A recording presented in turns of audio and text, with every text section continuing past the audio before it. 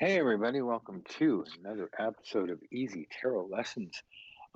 Today we got something a little different for you. Mandy, Sharon, and I had sat down for a brainstorming session, and it just happened to be recorded.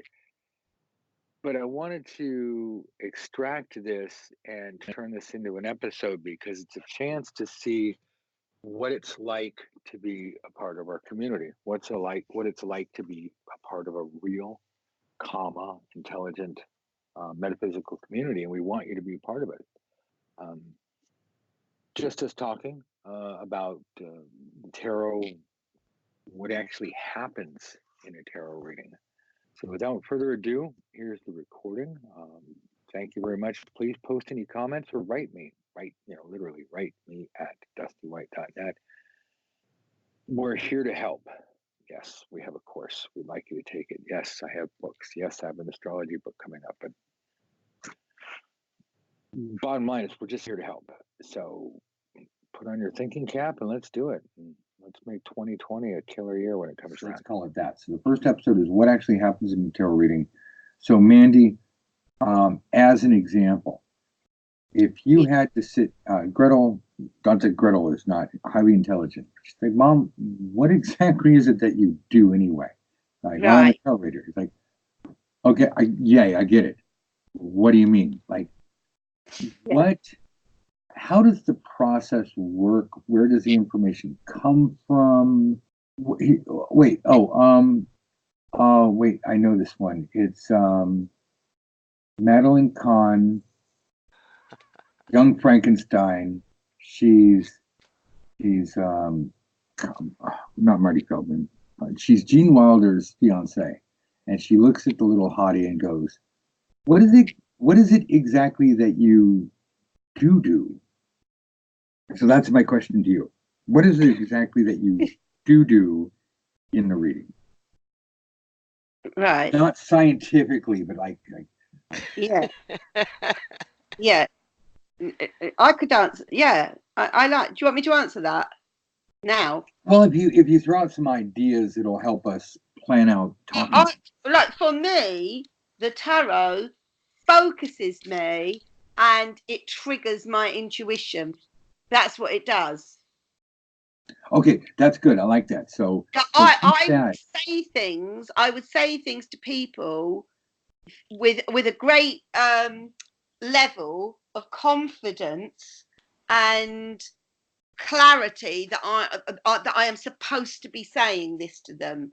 I trust myself much more than if I was speaking to them without the tarot cards, and I go for something specific rather than waffling around.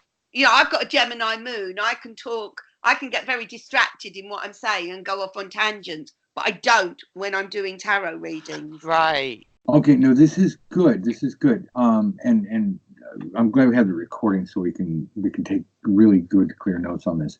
One thing I'd like to build on that is that I'd like to be able to say in my talking point that we are all psychic. That's just part of life. It's just a part of our senses. Like every other sense, we have to use this. We don't really think about walking because we do it all the time. Right. But we don't use we don't proactively, and that's the word I want to use. We don't proactively go out and use our psychic senses all the time. So it seems strange and arcane. Kind of like if we're tasting exotic foods that have flavors like if we eat McDonald's all the time, like I did as a kid, and then I go out to an expensive, let's say, French restaurant or Italian restaurant where the chef is obsessed with flavors, or I go wine tasting, right? I have to learn to detect the flavors of wine. That's what tarot reading is like for me. It's the information is there. We have to train ourselves to receive it. And the beauty of the tarot cards is it's like a wine tasting cheat sheet. Oh. Does that make sense? I kind of like that analogy. Yeah. Yeah. Okay, so I'll bring that You up. are definitely, right, for me, who's doing the reading, I feel I am definitely functioning on a much more sophisticated, higher level than I do when I'm just being myself. I'm not trying to put myself down, but I realise that there is a Certainly. kind of like a higher plane that I can function on, and that's apparent to me when I'm doing the tarot readings. And that goes in line with the concept of the Hindu godhead, the bodhisattva or Buddhahood inherent in all of us. I know those two religions. I think other religions will, some of them point to how scummy humanity is, but others say that we reach a part of ourselves that is quasi divine. Like that's the state we're entering. Yeah. There's a popular phrase at the moment, our better angels, meaning, as far as I can tell, the best part of us. Yeah. So I like that. Please let's make a note. Keep that in. Now, Mandy, I want to ask you, and I also want to ask Sharon, but I want so Sharon gets to get a couple moments. What happens in your tarot reading? Like, if I were to say, I would say, well, what I'm doing is I'm accessing voices that are smarter than me. I am just a conduit. Now, that's what I mean. It may sound a little new agey, but I don't mean scientifically what's happening. So, in your sense, you were saying, well, I don't know, Mom, what is it? Again, what is it that you do? What happens in a tarot reading? Given my general way of phrasing it, as a kind of a guide, what do you think? I know when I do it, it's just much to what Mandy said. It's like it's the way you've trained us. The minute I pick up the cards, it's like my mind expands, my vocabulary gets better. Seriously, it's weird. It's like I'm still myself, but I'm a smarter version of Yeah. myself. Yeah. That's and exactly it. and I'm able to communicate so much better. I'm able to listen better and express myself better and come to a higher understanding than I can without the cards in my hand most of the time.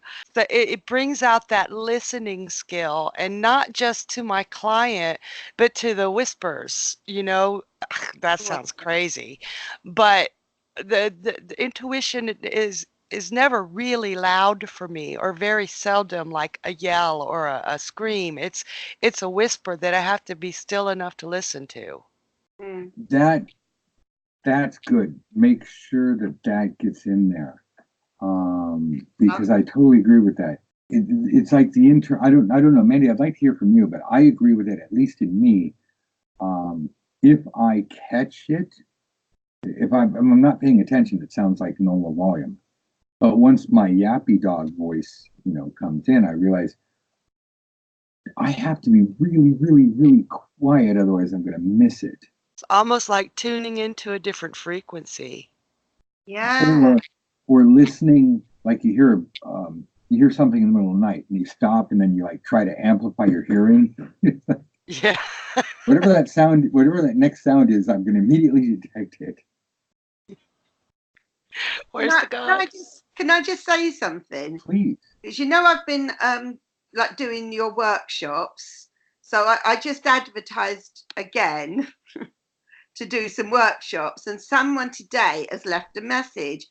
Not for me. They put to their friend, "What do you reckon?" Right? They've left it sort of, against the workshop, and her friend has put, "Looks okay, but we can learn for free, hun." And now I'm listening to this highly, highly kind of like so high level conversation, and I thought, oh my god, if they were listening to this, right, who do you listen to? This, what you're saying, or yeah, but you can learn for free, hun. I like that. Here's what I say. Good luck with that. Exactly. I just let them get on with it, but I didn't get involved. But yes, exactly. what you're saying, this is so classy. And imagine if everybody in the world was taught tarot at school. The world would just be a much better place to live in, wouldn't it? Reading, It would writing, be. and tarot. Oh, let's put down another one, Sharon. What can you do with the tarot? And in the same sense of astrology, it's like people just think you go in for a tarot reading. And Mandy, you see this all the time, and this is where I want your guys' opinions. So let's make this like episode number 2, which is what can you do with the tarot reading? Well, I don't know, Mandy. You can find things. You can solve like your sister would be a great example. You can find things, solve things, Yeah. solve problems. You can figure out what happened in the past, because a lot of times Yeah. that just things get stuck in our minds and we need closure. Yeah.